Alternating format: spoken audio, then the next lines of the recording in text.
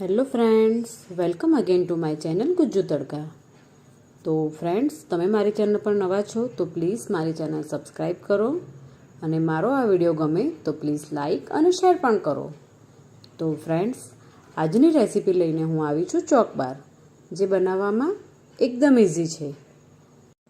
તો આપણે હવે બનાવવાનું શરૂ કરીશું. તો સૌપ્રથમ આપણે અહીંયા એક પેન લઈશું અને પેનમાં દૂધ લઈશું. અહીંયા મેં 1 લીટર દૂધ લીધેલું છે.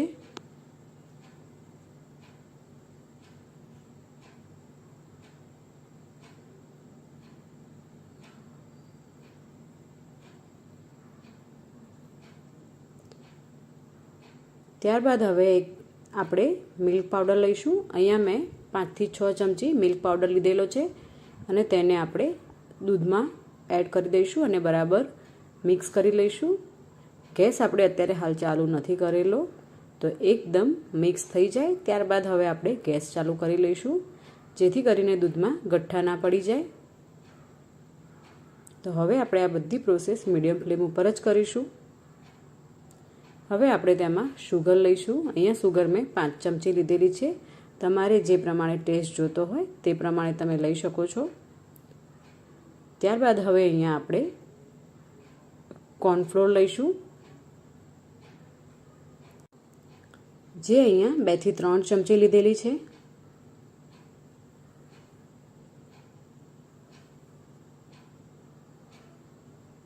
ત્યારબાદ હવે આપણે ઠંડુ જે દૂધ છે તે થોડું ઠંડુ દૂધ આમાં એડ કરીશું.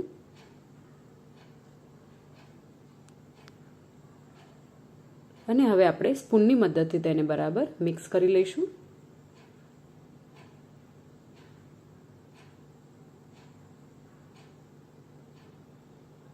તો આ એકદમ સરસ મિક્સ થઈ ગયું છે. તો આપણે બીજી બાજુ દૂધ પણ હલાવતા રહીશું અને જે કોર્નફ્લોરવાળું આપણે બનાવેલું છે તેને થોડું થોડું કરીને આપણે આમાં એડ કરતા રહીશું અને હલાવતા રહીશું, જેથી કરીને તેમાં ગઠ્ઠા ના પડી જાય. અહીંયા તમારે કોન્સ્ટન્ટ હલાવતા જ રહેવું પડશે. અને કોર્નફ્લોર નાખ્યા પછી આમાં ગઠ્ઠા પડવાનું વધારે સંભાવના છે, જેથી કરીને આપણે તેને હલાવતા રહીશું. તો તમે જોઈ શકો છો એકદમ ઘટ્ટ થવા માંડ્યું છે. તો હવે આપણે આને 2 થી 3 મિનિટ માટે ચડવીશું.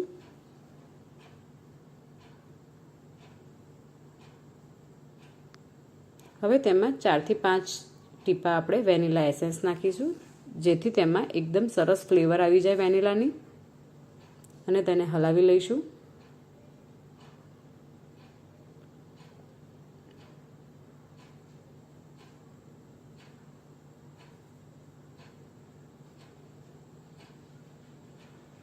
તો હવે આપણે ગેસ બંધ કરી દઈશું.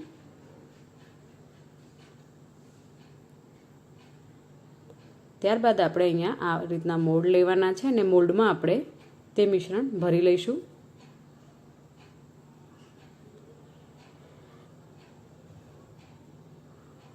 મિશ્રણ આપણે ગરમ ગરમ નથી ભરવાનું, ઠંડુ થાય ત્યારબાદ જ ભરવાનું છે.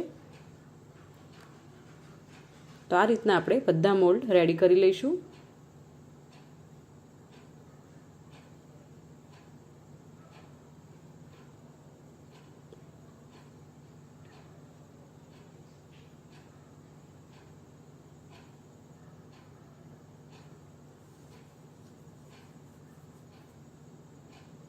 તો મોલ્ડ આપણા ભરાઈને અહીંયા રેડી થઈ ગયા છે. તો આપણે 2 થી 3 વાર એને આ રીતના ટેપ કરી લઈશું.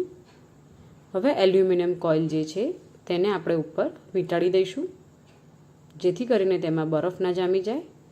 અને ચપ્પાની મદદથી આ રીતના હોલ કરીને આપણે સ્ટીકની અંદર ફિટ કરી દઈશું. આ રીતના બધા મોલ્ડ રેડી કરી દેવાના છે. હવે આને 8 કલાક માટે આપણે ડીપ ફ્રીઝરમાં મૂકી દઈશું. ત્યારબાદ આપણે આ રીતનો એક ચોકલેટ બાર આવે છે તે લીધેલો છે, જે બજારમાં એકદમ ઇઝીલી મળી રહે છે. તો હવે આપણે આને સમારી લઈશું. એક વાસણમાં આપણે પાણી લઈશું અને તેની ઉપર આ ચોકલેટને આપણે આ રીતના મૂકીને ડબલ બોઇલ કરવાનું છે અને ચોકલેટને આપણે આ રીતના મેલ્ટ થવા દેવાની છે. તો તમે જોઈ શકો છો ચોકલેટ એકદમ મેલ્ટ થઈ ગઈ છે. તો આપણે ગેસ બંધ કરી દઈશું. ચોકલેટ એકદમ ઠંડી થાય ત્યારબાદ આપણે કાચના ગ્લાસમાં તેને લઈ લઈશું.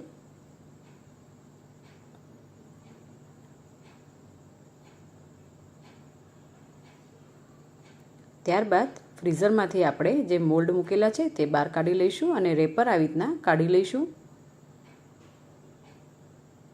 હવે આપણે પાણીમાં તેને 30 સેકન્ડ જેવું મૂકી રાખીશું, જેથી કરીને તે એકદમ ઇઝીલી નીકળી જાય. તો 20 થી 30 સેકન્ડ થઈ ગઈ છે, તો આપણે મોલ્ડમાંથી બહાર કાઢી લઈશું. તો તમે જોઈ શકો છો ગુલ્ફી અહીંયા રેડી થઈ ગઈ છે. તો આપણે આ રીતના જે ચોકલેટ સિરપ રેડી કરેલી છે તેમાં આપણે બોળી લઈશું.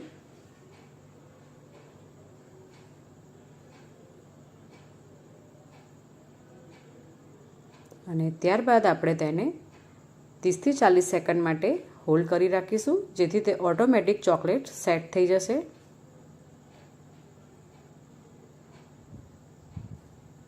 તો ફ્રેન્ડ્સ, આપણો ચોકબાર અહીંયા રેડી થઈ ગયો છે અને બીજા બધા ચોકબાર પણ આપણે આ રીતના જ રેડી કરવાના છે. તો ફ્રેન્ડ્સ, તમને આ ચોકબારની રેસીપી કેવી લાગી? જો ગમી હોય તો મને કમેન્ટ કરો અને મારો વિડીયો બને એટલો લાઈક અને શેર કરો. આવી જ રીતે આપણે મળતા રહીશું અવનવી રેસીપી સાથે.